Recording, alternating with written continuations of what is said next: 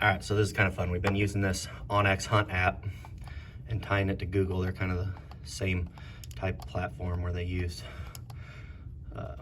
imagery, satellite imagery. So I'm gonna go over here to my farm. So we've been using this to learn topo lines, contour lines.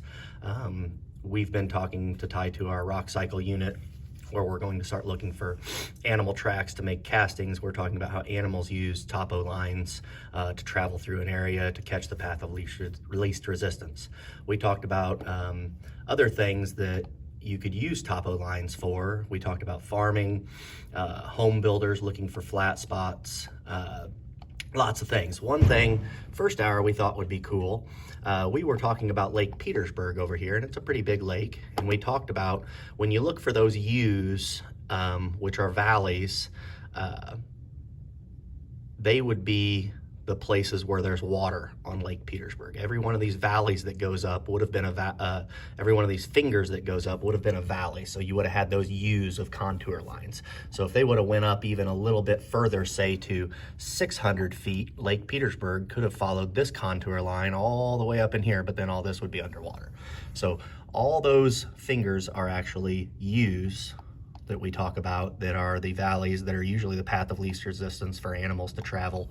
And what they did was build a giant dam across here, because the valley would have dumped out and flowed out to the river down here.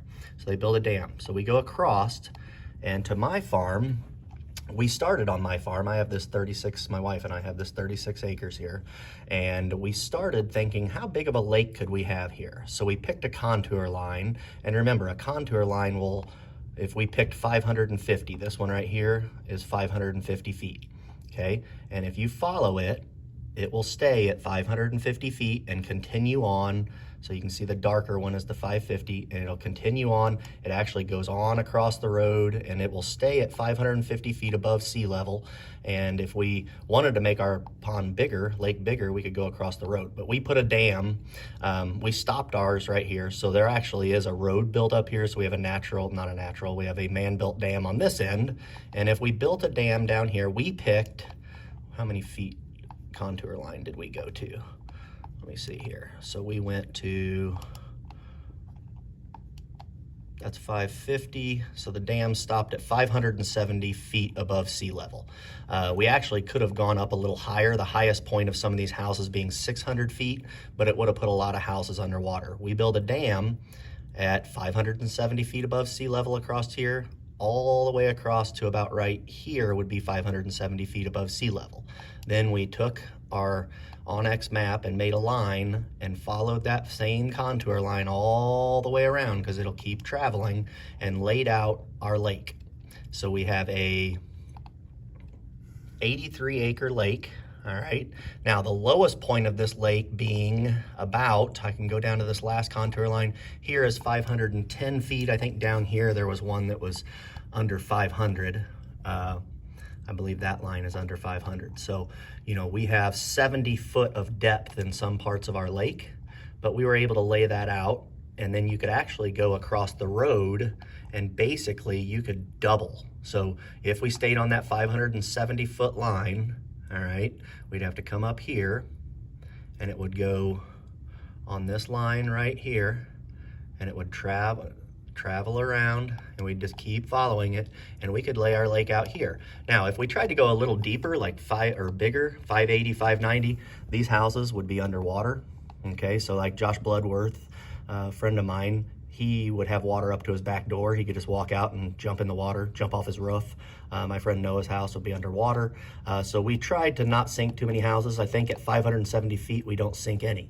Now, the fun thing to do is then go to Google Earth, and if we want to see this imagery, all right, we go back, and you can tell we made this, we can tilt the earth here, all right. Now, you're going to be able to see these valleys when I do this and be able to get a better idea of where the water would be. So if I stop here, and I'm gonna tilt, okay, and you can see the water would come all the way up to here, up to these houses. It'd fill this valley, all right? Our dam would be across here. All right, the dam would go across there, and everything, this would be a finger, and if we looked at our topo maps, those would be U's going up in there. Okay, we'd come down here. All right, remember that water level is gonna come right around this house here at 570 feet, and all of this will be underwater. So it's pretty cool to look at and envision. And you could go to Lake Petersburg and see that same thing. We go back to our map. If you look where the water is and what I just showed you on the Google Earth, see these U's? Okay, every U that goes on up, that's what I call them, I don't know if that's real scientific, is a valley, and you can follow those U's up, all right? But you can see those on the map, okay, and that's what lays that out. So if we went to Lake Petersburg, it would have looked the same way. There would have been U's like this. So I would say Lake Petersburg, I'm not sure how many acres it is. If ours is 85, it's probably maybe double that. I honestly think we're about the same size as this part of the lake.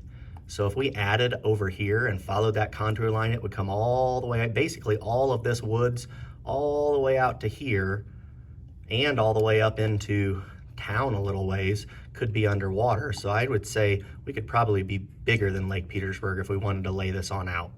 We'd have to talk to the people across the road if we could build a bigger lake, but I could say we could have close to 150 to 200 acre lake down here on this end. Kind of cool, kind of fun, another use for it.